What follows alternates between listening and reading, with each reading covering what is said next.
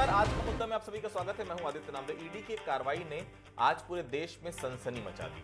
भूपेश बघेल के घर ईडी की दबिश और साथ ही उनके अन्य 14 ठिकानों पर एक साथ हुई छापेमारी की खबर जैसे ही मीडिया में आई, राजनीतिक सरगर्मियां तेज हो गई। रायपुर से लेकर दिल्ली तक, दिल्ली से लेकर पंजाब तक और पंजाब से लेकर जयपुर तक मुद्दे की तपिश लोगों ने महसूस की।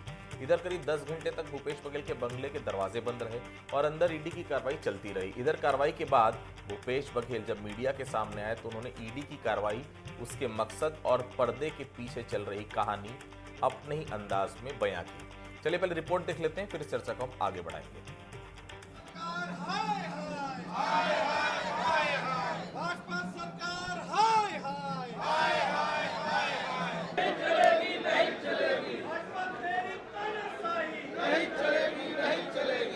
कुल मिला के बदनाम करना, फंसाना, प्रताड़ित करना, अपमानित करना, इनका ये धंधा है। हम लोग अपने साथी के साथ खड़े होने के लिए आए हैं और हमेशा साथ रहेंगे। ईडी की रेड पर रार, भूपेश बघेल पर लटकी तलवार, सड़क से सदन तक हंगामा। भैया संघर्ष करो, हम तुम्हारे साथ हैं। शराब घोटाले में और कितना ड्रामा। सोमवार सुबह जैसे जैसे सूरज ऊपर चढ़ता गया, वैसे वैसे छत्तीसगढ़ की सियासत का पारा भी हाई होता गया। भोर होते ही रायपुर से 30 गाड़ियों का काफिला दुर्ग की ओर रवाना हुआ। सुबह 7 बजे 4 गाड़ियों के पहिए भिलाई में भूपेश बघेल के घर के सामने आकर थम गए। ईडी ने शराब घोटाले में पूर्व मुख्यमंत्री के घर पर रेड मारी और उसके बाद छत्तीसगढ़ से लेकर दिल्ली तक हंगामा मच गया। पहली बार पड़ा है क्या? कई बार पड़ चुका है, चुनाव के वक्त भी पड़ चुका है और बहुत सारे वहाँ पे उन्होंने, भाजपा वालों ने चुनाव जीतने के लिए बहुत कुछ किया था। तो ये उनका कोई नया खेल नहीं है, पुराना खेल है। और जो भी उनकी वॉशिंग मशीन में नहीं जाना चाहता है, उनके साथ इस तरह की कार्रवाई होती है। यह रेड किस केस में है किसी को नहीं मालूम, क्यों हो रही है नहीं मालूम। आज से कुछ दिनों पहले कोर्ट ने सीबीआई का एक केस जो बघेल साहब के खिलाफ था उसको खारिज कर दिया था। कोई केस बघेल साहब के खिलाफ अभी नहीं है, लेकिन फिर भी आज ईडी की रेड उनके यहाँ हो रही है। पूर्व मुख्यमंत्री माननीय भूपेश बघेल जी छत्तीसगढ़ की आवाज हैं और हर मौके पर, हर विषय पर, जहां पर छत्तीसगढ़ के हित की बात है, जिस प्रकार से मुद्दों को माननीय बघेल जी उठा रहे थे, उससे सरकार घिरती हुई नजर आ रही है। भारतीय जनता पार्टी लगातार कांग्रेस के लोगों को, नेताओं को टारगेट करने की कोशिश कर रही है और मुझे पूर्ण विश्वास है कि इसमें कार्रवाई में कुछ निकलेगा नहीं। शराब घोटाले में पूर्व आबकारी मंत्री कवासी लखमा के बाद कांग्रेस की दिक्कतें लगातार बढ़ती जा रही हैं। ईडी की रडार पर पूर्व सीएम भूपेश बघेल, भूपेश के बेटे चैतन्य के घर समेत कई ठिकानों पर दबिश। कांग्रेस जिलाध्यक्ष मुकेश चंद्राकर के घर भी red. AICC member Rajendra Sahu के ठिकानों पर दबिश। शराब घोटाला केस में ईडी की छापेमारी। पूर्व सीएम भूपेश बघेल से घंटों हुई पूछताछ। ईडी ने पड़ताल के बाद मंगाई नोट गिनने की मशीनें। सदन का बहिष्कार कर भिलाई पहुंचे कांग्रेसी विधायक। टीएस सिंहदेव के नेतृत्व में कांग्रेस का हल्ला बोल। शाम होने तक कांग्रेसियों के सब्र का बांध टूट गया। उन्होंने ईडी की गाड़ियों पर पथराव कर दिया। तो वहीं दुर्ग जिले में ईडी की कार्रवाई पर कांग्रेस नेताओं के बैक टू बैक बयान और ट्वीट आए।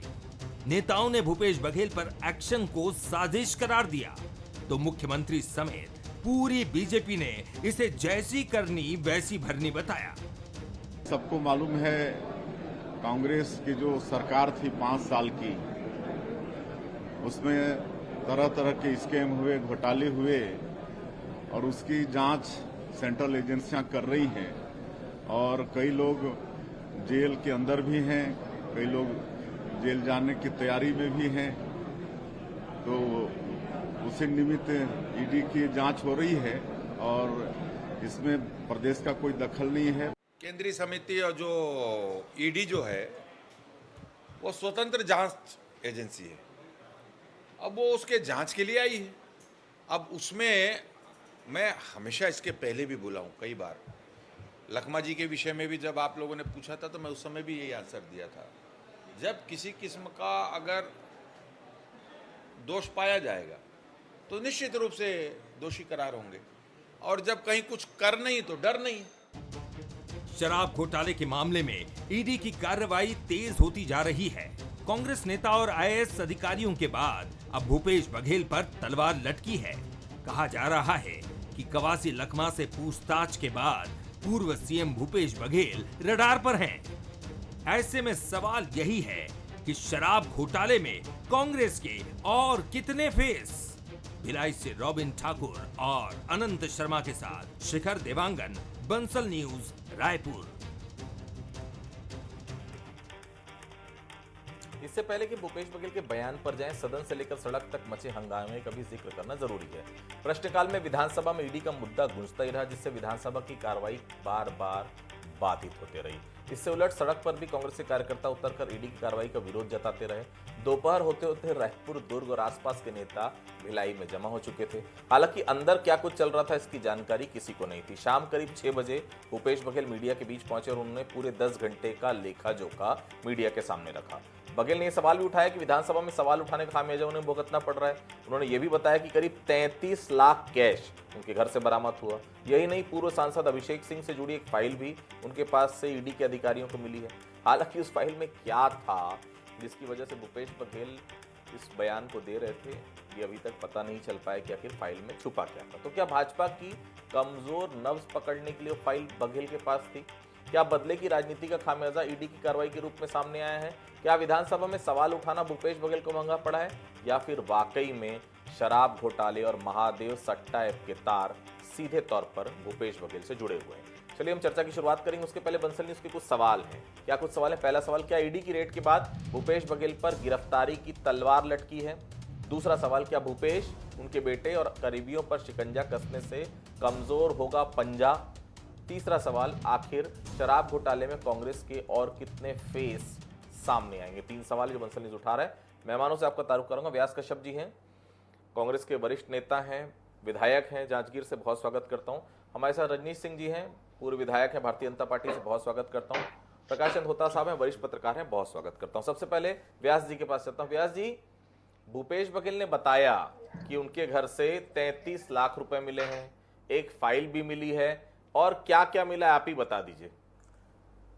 देखिए, जो भी चीज ईडी को वहां से प्राप्त हुआ है उसकी पूरी जानकारी हमारे माननीय नेता भूपेश बघेल जी ने मीडिया के सामने पेश किया है कि भाई 33 लाख रुपया नगद, कुछ सोने चांदी के जेवरात थे जो उनके वो ले गए नहीं करके बताए हैं, और कुछ कुछ फाइलें पुरानी सरकार की, उस विषय को उन्होंने रखा है और कहा भी है कि यह कार्रवाई राजनीति से प्रेरित है।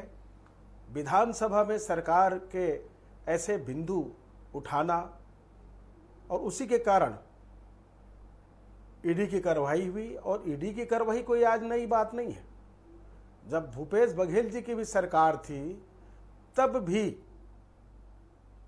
ईडी के द्वारा लगातार परेशान तो उस समय भी किया जा रहा था, और आज प्रत्यक्ष रूप से भूपेश बघेल जी के निवास पर जाकर रेड करना, साथ में दुर्ग भिलाई के जितने भी उनके समर्थक या कार्यकर्ता हैं उनको भी इसके रडार में लाने का प्रयास ये जानबूझ करके ऐसा कह रहे हैं।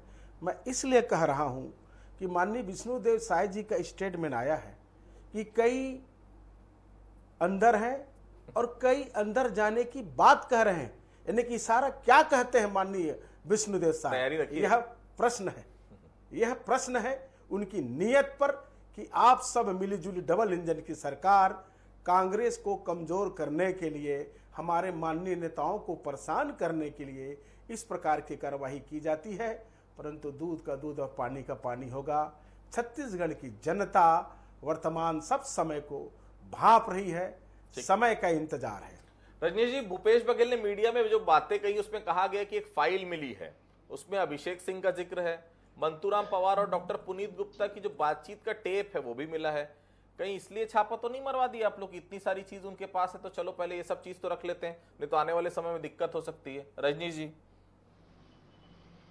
देखिए आदित्य जी, आप गवाह रहे हैं 2018 में जब कांग्रेस की सरकार आई और 2019 आते आते किस तरह के गंभीर आरोप इस सरकार पर और इनके बड़े बड़े नेताओं पर लगना प्रारंभ हुआ।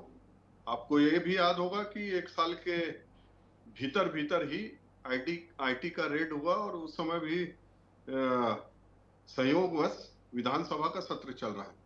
2 दिन 3 दिन तमाम लोगों के यहाँ आईटी का रेड हुआ। उसके बाद आईटी का एक प्रेस रिलीज हुआ, शायद आपके पास होगा, और उसमें कई तथ्यों को बड़ा उन्होंने स्पष्टता के साथ कहा था। उस समय की बात कर रहा हूँ 2019-20 की। उसमें कहा था कि इतने करोड़ के इसमें 400 करोड़ के आसपास के इसमें ट्रांजैक्शन मिले हैं, अपराध सिद्ध होने लायक एविडेंस है। उन्होंने बड़ा लंबा 1 पेज का एक प्रेस रिलीज किया था। उसके बाद लगातार अपन देखें, चाहे आईटी हो, उसके बाद कई मामलों में जब ये सिद्ध होने लगा, प्रूफ आने लगे, तो ईडी की भी एंट्री हुई और ईडी ने लगातार 4-5 अलग अलग कार्यवाही की, अलग अलग एफआईआर पर। और शराब घोटाला में क्या क्या स्थिति बन रही है, माननीय मंत्री जी ने क्या बयान दिया है कि अधिकारी जो कहते थे मैं दस्तखत कर देता था, मुझको मालूम नहीं है, हस्ताक्षर कर देता था। तो ईडी को जो जो तथ्य मिल रहे हैं उस तथ्य पर आगे बढ़ के कार्रवाई कर रही है। ईडी एक स्वतंत्र एजेंसी है और इसलिए कहना कि पीड़ित करने के लिए, प्रताड़ित करने के लिए ये एफआईआर कोई अभी विष्णुदेव साय जी की सरकार आने के बाद नहीं हुआ है। माननीय मुख्यमंत्री जी जब पूर्व मुख्यमंत्री जी जब मुख्यमंत्री थे उस समय के कई एफआईआर हैं। उसके बाद जो तथ्य आए हैं, जो और चीजें आई हैं, उसमें यूडब्ल्यू में भी रिपोर्ट अलग अलग की है, उनका भी अलग अलग जांच चल रहा है। तो तमाम तरह की जो चीजें थी उस समय 1 साल के अंदर अंदर पब्लिक डोमेन में आना शुरू हो गया था कि शराब में ये हो रहा है, रेत में हो रहा है, जमीन में हो रहा है, कोयला में हो रहा है, चावल में ऐसा हो रहा है। और तमाम लोग, कांग्रेस के लोग उठाते थे विधानसभा में कि भ्रष्टाचार हो रहा है करके।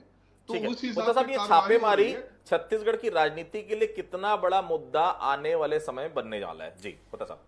आदित्य जी, ये बहुत दुर्भाग्य की बात है कि ये छत्तीसगढ़ के दूसरे ऐसे मुख्यमंत्री रह चुके हैं, दूसरे ऐसे भूतपूर्व मुख्यमंत्री हैं जिनके घर में सेंट्रल एजेंसी का छापा पड़ा। और भी बहुत दिक्कत की बात है कि दोनों कांग्रेस के मुख्यमंत्री रहे। और हम अगर इतिहास के पन्ने को देखें, वो छापेमारी के बाद अजीत जोगी कई मुद्दों में घिरते गए और दोबारा मुख्यमंत्री के सत्ता के करीब नहीं पहुंच पाए। भूपेश बघेल अभी छत्तीसगढ़ के एक बार मुख्यमंत्री हैं। वो जिस तरह से राजनीति किए वो खुद ही बेहतर जानते हैं, या उनके समर्थक जानते हैं कि राजनीति करके वो किसको अपना बनाए, किससे दूरियां बना ली। बहुत मुझे उसमें अपनों को पराया किया, बहुत सारे लोगों को किया। वो अपना पराया जो भी है, उनके बेहद करीबी एक दोस्त ने मुझे कहा एक बार कि जिन टीम ने उनको जिताया था वो जीतने के बाद उस टीम को छोड़ दिए थे। वो उनकी राजनीति है, उस पर हम क्यों टिप्पणी करें।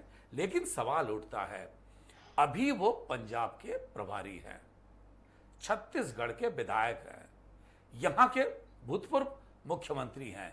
अगर वो विवादों में घिरेंगे, जिस तरह से पंजाब के कांग्रेस के मुख्यमंत्री रहे, उनके भांजे को उस वक्त रेत की हेराफेरी के मामले में ईडी ने गिरफ्तार कर लिया था चुनाव से पहले। कांग्रेस इससे क्या होगा, स्कैंडलाइज होने की ज्यादा डर रहेगी।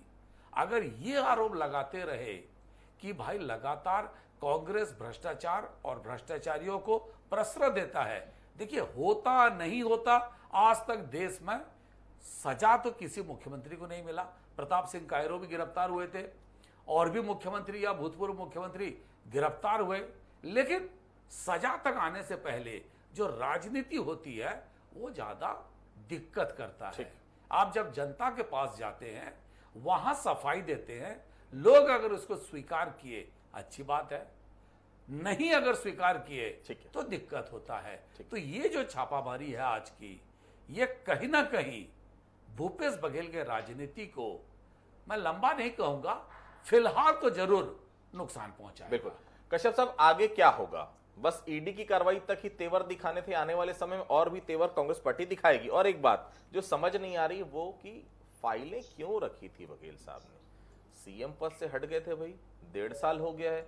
सेल कंपनी, आपको याद होगा जो बड़े बड़े आरोप अभिषेक सिंह के ऊपर वो लगाते थे, वो फाइलें अब तो सीएम नहीं अपने पास उन्होंने रखी थी। अब उस फाइल का क्या काम उनके पास रखने का? कश्यप साहब देखिए, आज ईडी की कार्यवाही के विषय पे आप लोगों की चर्चा चल रही है, मैं भाग ले रहा हूँ।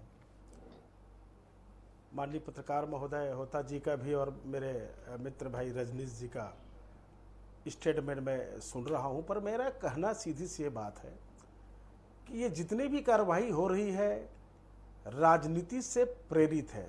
मैंने पहले भी कहा कि जब वो मुख्यमंत्री थे उसी समय से, जैसे रजनीश ने कहा ना भाई कि ईडी आईडी की पूरी छापे 19-20 से, यानी कि सरकार 18 में बनी है और 19 से लगातार उनके पीछे पड़े रहे और शासन चलाने में भी दिक्कत पैदा उस समय भी की है, चाहे शराब के विषय में हो, चाहे रेत के विषय में हो, चाहे कोयले के विषय में हो। परंतु खाली कार्रवाई भर हुई, परंतु आज तक किसी को कहीं पे कोई सजा नहीं हुई। जैसे होता जी ने कहा कि आज तक कहीं पे कोई। थोड़ा सा पीछे लिए चलता हूँ। डॉक्टर पुनीत गुप्ता के ऊपर जो कार्रवाई थी, याद है आपको? वो रमन सिंह के दामाद हुआ करते थे, उन पे कार्रवाई करवाई गई, याद होगा आपको? गुप्ता जी एक और थे उनके पीए, वो याद होगा। तीसरा और आपको याद होगा कि बड़ा चुनाव था भाई भानु प्रतापपुर का। उस चुनाव में, भरे चुनाव में कैंडिडेट आता है भारतीय जनता पार्टी का, जिसके ऊपर अचानक कहां से एफआईआर हो जाती है कि रेप का मामला है। कहां भैया? झारखंड में है। उसके बाद क्या होता है? चुनाव जाता है, वो मामला कहां जाता है किसी को नहीं पता। तो राजनीतिक प्रतिद्वंद्विता और राजनीति में इस प्रकार के आरोप प्रत्यारोप और कार्रवाइयां तो आपके समय भी हुई है ना कश्यप साहब? नहीं हुई है? हुई है ना, समझ, मैं इस बात को स्वीकार करता हूं ना भाई, हुई है ना। अगर देखिए सीधी सी बात है, जब सरकार पे आप आते हैं तो नजर जनता की आपके ऊपर रहती है। विरोधी दल के लोग जिस बात को बोलते हैं, जनता को, आपने पहले कहा ना भाई कि ये बातें जनता तक कहां तक ले जाती है। क्या भारतीय जनता पार्टी इस पे सफल होगी, इस योजना पे, या कि कांग्रेस पार्टी एक होकर छत्तीसगढ़ में पुनः आगे बढ़ने का काम करेगी? पर मुझे आज जिस कार्रवाई हुई और सभी सम्माननीय नेता एक साथ जब भिलाई पहुंचे तो ऐसा प्रतीत हो रहा था कि कांग्रेस को और मजबूत करने के लिए छोटी कार्रवाई ने कांग्रेस को मजबूती प्रदान करेगी, क्योंकि जो सम्माननीय नेता हैं, सबके नेता हैं, आज इस बात का जवाब भी आ रहा था कि भूपेश बघेल के लिए हम कुछ भी करने को तैयार हैं। निश्चित रूप से होगा कुछ नहीं, पर इससे कांग्रेस मजबूत होगा, मेरा यह दावा है। जी रजनीश जी, कवासी लखमा ने भी यही आरोप लगाया था, शीतकालीन सत्र में आवाज बुलंद की तो आपने अंदर करवा दिया। वही आरोप बघेल साहब लगा रहे हैं। तो क्या हर सेशन में एक विधायक को टारगेट कर रहे हैं आप लोग? और कश्यप साहब तो आपके पुराने हैं भाई, 32 साल भारतीय जनता पार्टी में रहे, आपके पुराने मित्र हैं। और धीरे धीरे कवासी लखमा, देवेंद्र यादव हो गए, अब भूपेश बघेल नए वाले भी, ये वाला जो सत्र चल रहा है बजट सत्र, इसमें आपने कहीं ना कहीं ये पटकथा लिख दी कि आने वाले समय में कुछ भी हो सकता है। तो हर विधानसभा सेशन में एक एक विधायक टारगेट है क्या आपका रजनीश जी? देखिए आदित्य जी, ये विषय गंभीर है और मैं अभी कुछ दिन से टीवी का न्यूज भी देख रहा था, आप सब लोगों का, प्रिंट मीडिया का भी न्यूज पढ़ रहा हूँ, इलेक्ट्रॉनिक मीडिया का भी पढ़ रहा हूँ, देख रहा हूँ। तो अब जब ये बात कर रहे हैं कि हमने प्रश्न उठाया तो हमारे खिलाफ कार्रवाई हो गई, आप लोग बोल रहे हैं, होता जी बैठे हैं, मैं इनका व्यक्तिगत नहीं बोल रहा हूँ, लेकिन आप लोग, मतलब आप जैसे सब सुधी वर्ग जो है, जो देखते रहते हैं जी, आपकी आवाज नहीं आ रही रजनीश जी। हाँ जी, जो देखते रहे हैं विधानसभा के कार्रवाई को और जो कवरेज करते रहे हैं, ऐसे जो सीधी वर्ग आप जैसे लोग हैं, उनका कहना है कि पिछले 18 से 23 तक जो 15 लोगों ने किया था, जो इनको मंत्रियों को कटघरे में खड़ा करते थे, ये नहीं कर पा रहे हैं 35 लोग। तो इसमें ऐसा कौन सा क्वेश्चन आ गया कि सरकार परेशान हो गई? तो ये इस तरह की बातें हैं, इसको आप भी समझ रहे हैं, बहुत अच्छे से समझ रहे हैं। छत्तीसगढ़ की जनता भी समझ रही कि हम प्रश्न लगा रहे हैं। अरे कौन सा क्या प्रश्न लगाएं, जितना प्रश्न लगाएंगे जितना जांच होगा, आपके ही तमाम घपले घोटाले उजागर हो रहे हैं। किसमें भी जांच हो रहा है, किसका घोटाला हो रहा है? भाजपा का कोई घोटाला साबित हो रहा है? आप लोगों ने जिस जिस चीज पे किया है, इनका घोटाले घपले जाहिर हो रहे हैं, जहां पर प्रश्न लगा रहे हैं, इसलिए इनका ज्यादा प्रश्न भी नहीं लग रहा है, आप देखे होंगे।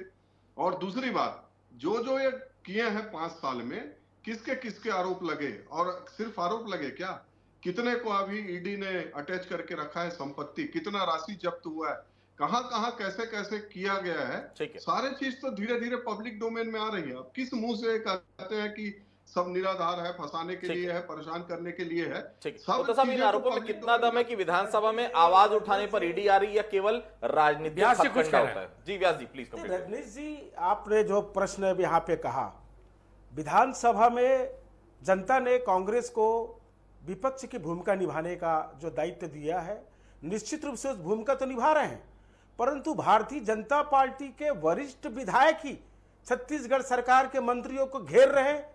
क्यों? एक विषय है। और जांच इस 12-14 महीने की सरकार में एक भी जांच तो सिद्ध कहीं पे नहीं हो पाई है। पूर्ववर्ती सरकार की आप जांच की बात करते हैं, एक भी जांच सरकार। मैं रजनीश जी आऊंगा आपका साहब, विधानसभा में आवाज उठाने पर ईडी आ रही है, केवल राजनीतिक हथकंडा, जो भूपेश बघेल साहब कह रहे हैं।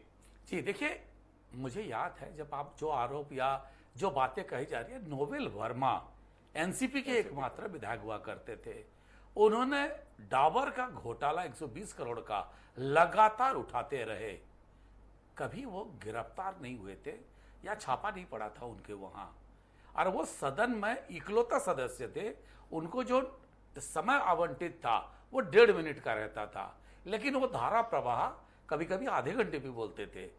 तो सवाल उठता है, ये जो बातें कही जा रही है, सवाल पूछने से छापा पड़ेगा या टारगेट करेंगे, ये बात तो पत्रकार भी कहते हैं। ये बात पत्रकार भी कहते हैं कि हम जब सवाल पूछते थे तो भाई हमारे घर में पुलिस आ जाती थी, तो जब पुलिस आ जाती थी तो उसको किस स्वरूप पे लेंगे? तो ये देखिए, राजनीति में ये सब बातें कई किस्म के कही जाती है, हर कोई अपने तरीके से बात को रखता है। रजनीश जी जी बात को कह रहे हैं या व्यास जी जो कह रहे हैं, देखिए उसमें भी एक बहुत मजे की बात है। कांग्रेसी सदन में जब ये हेल्थ डिपार्टमेंट का घोटाले का बात आ रहा था कि लगभग 700 से 2000 करोड़ जो जितना बोला उसमें, उस वक्त ये मामला उठा रहे थे अजय चंद्राकर, उससे पहले उसको उठाए थे बिल्हा के विधायक धर्मलाल कौशिक।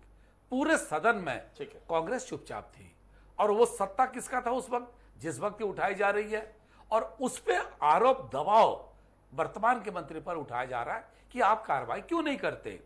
तो जो राजनीति को समझते हैं वो इस गुणाभाग को भी समझते हैं, ये अगर कार्रवाई होती है इससे नुकसान किसको होगा। कश्यप साहब, भूपेश बघेल के घर से जो 33 लाख रुपए मिले हैं कैश, और सोना चांदी को लेकर जो उन्होंने कहा है कि सोना चांदी ईडी की टीम नहीं लेके गई, और ये भी कहा उन्होंने विधानसभा जाने नहीं दिया गया उनको आज, क्या पूरी पार्टी भूपेश बघेल के साथ खड़ी है?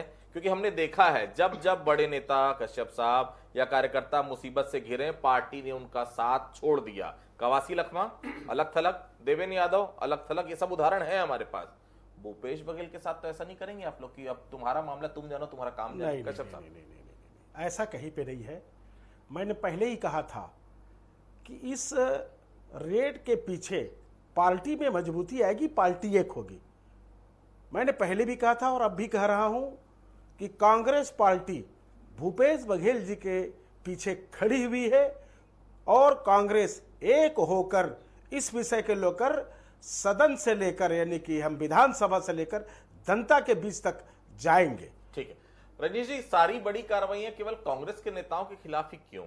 सवाल तो बनता है ना, भाजपा में शामिल होना क्या बेदाग होने का परमिट है? और एक बात और बता दीजिए, अगला निशाना कौन? देखिए आदित्य जी, पहले जो आपका अंतिम प्रश्न है उसका जवाब दे देता हूं कि अगला निशाना कौन। भारतीय जनता पार्टी के कोई निशाना में नहीं रहता है। भारतीय जनता पार्टी को आप लगातार देखें, हम संघर्षों से, त्याग तपस्या बलिदानों से करके आए, और हमारे खिलाफ में जितनी साजिशें की गई हैं, जितनी सरकार बर्खास्त की गई है, चुनी हुई सरकार बर्खास्त की गई है, भारतीय जनता पार्टी से ज्यादा आपदा कांग्रेस के जो उनके शासन काल में शासक रहे उनसे हमसे ज्यादा ये लोग कुछ नहीं झेले। और ये इनका तो जो मामला है सीधे सीधे भ्रष्टाचार से जुड़ा मामला है, जो साफ दिखता है, साफ दिख रहा है, हो रहा है, सबूत मिल रहे हैं। आने वाले समय में और इसके भी अच्छे से परिणाम आएंगे। तो भारतीय जनता पार्टी कांग्रेस का कोई निशाना नहीं बनाती। हम अपने कामों से, अपने कार्यकर्ताओं के दम पर, जनता के आशीर्वाद पर जहां जहां सरकार में है लगातार जीत रहे हैं। छोटा सा जवाब और देंगे दूसरी साहब, भूपेश बघेल के लिए आने वाला वक्त कैसा रहने वाला है, उनके लिए राजनीतिक स्तर पर भी और कानूनी स्तर पर भी? क्या आप उनका हश्र भी कवासी और देवेंद्र यादव की तरह देख रहे हैं, और उनका राजनीतिक वजूद इस छापे के बाद घटेगा या बढ़ेगा? होता साहब, देखिए, जैसे आपने कहा कि कांग्रेस पार्टी की फितरत रही है, अगर कोई फंस जाता है तो बचने का रास्ता वो निकाले, और यही कारण है। दूसरी बात है, देखिए 2 साल बाद पंजाब में चुनाव है, इसीलिए भूपेश बघेल को दिया गया कि वह किसान नेता है, और किसान के तौर पर वो भूपेश बघेल पंजाब के किसानों की बात उठाएंगे। हुआ क्या, उनको एक तरफ से पेंटिंग किया जा रहा है कि भ्रष्टतम नेता है, तो ये अगर चलेगा तो राजनीतिक रूप से उनको नुकसान होगा। दूसरी बात है, देखिए वो ईमानदार है, बेईमान है, हमको कोई मतलब नहीं रहता। वोटर के नाते मैं कह रहा हूं, हमारे नेता कितने सक्षम है वो देखा जाता है, लेकिन नेता अगर कोर्ट कचहरी में उलझ के रह गए, उनकी पूरी दिमाग अगर कोर्ट कचहरी और इसी में इर्द गिर्द में घूमता रहा, तो जनता के बात कब सोच पाएंगे? और जिस रणनीति को लेकर उनको एआईसीसी का पंजाब का प्रभारी बनाया गया है, वो धीर स्थिर होकर कितने सोच पाएंगे, ये देखने वाली चीज होगी आने वाले दिनों में। तीसरे सबसे बड़ी बात है, जब भूपेश बघेल गिरफ्तार हुए थे सीडी कांड में, बिल्कुल मुझे याद है वो अकेले कोर्ट के अंदर थे, मैं भी उस वक्त था वहीं पे, और बाकी नेता छोड़ दिए थे, बिल्कुल सब नीचे आ गए थे। तो आज अगर कोई भी कार्रवाई होती है, बिल्कुल नेता केवल इस तरह का एक दिन उनके घर के सामने खड़े होकर नारेबाजी करेंगे नहीं कर सकता, कि क्या करेंगे वो देखना होगा। तो देखिए, भूपेश बघेल फिलहाल ईडी की कार्रवाई में घिर चुके हैं। सवाल यही उठता है कि ईडी आगे क्या उन्हें अरेस्ट करती है या कुछ और सामने आता है। फिलहाल ईडी की प्रेस रिलीज अभी तक सामने नहीं आई, लेकिन उन्होंने जो बताया, कुछ कैश उनके यहाँ से बरामद हुआ है, और ये कहा, बड़ा आरोप लगाया कि मैंने सवाल उठाया, तो सवाल उठाने का खामियाजा मुझे भुगतना पड़ा। सवाल उठाने से कोई किसी को जेल के अंदर नहीं डाल देता। सवाल छत्तीसगढ़ विधानसभा में उठा है, ईडी दिल्ली में बैठ रही है, यहाँ की पुलिस उठा सकती थी अगर इतने उठाने का शौक पुलिस को होता तो। फिलहाल पूरा राजनीतिक प्रपंच है, लेकिन हाँ, ये बात तो बहुत साफ है, पंजाब के प्रभारी आप हैं, आने वाले समय में वहां पर चुनाव, और सबसे बड़ी बात है आम आदमी पार्टी के खिलाफ आपको लड़ना है। ऐसे में वहां का प्रभारी अगर इस प्रकार की घटनाओं में घिर जाता है, निश्चित तौर पर कांग्रेस को बड़ा नुकसान वहां पर हो सकता है। आप सभी हमारे साथ जुड़े, आप सभी लोगों का बहुत बहुत धन्यवाद। आज का मुद्दा में फिलहाल इतना ही, बाकी खबरों के लिए आप लगातार बने रहिए बंसल न्यूज के साथ। नमस्कार।